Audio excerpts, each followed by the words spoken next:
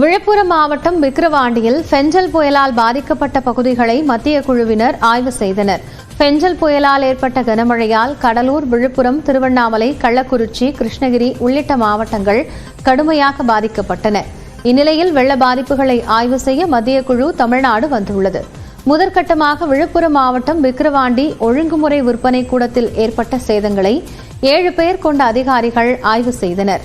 இதனைத் தொடர்ந்து பம்பையாறு மற்றும் மாவட்ட ஆட்சியர் அலுவலகத்தில் வைக்கப்பட்டிருந்த பாதிப்பு தொடர்பான புகைப்படங்களை பார்வையிட்டனர். மத்திய குழு ஆய்வின் போது வருவாய் மற்றும் பேரிடர் துறையின் முதன்மைச் செயலாளர் அமுதா, விழுப்புரம் மாவட்ட ஆட்சியர் பழனி ஆகியோர் உடனிருந்தனர்.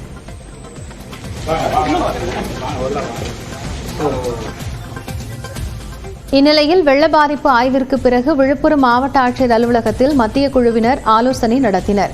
இதில் அனைத்து துறை அலுவலர்களும் கலந்து கொண்ட நிலையில் வெள்ளம் மற்றும் புயல் சேதம் குறித்து மத்திய குழுவினரிடம் எடுத்துரைத்தனர்.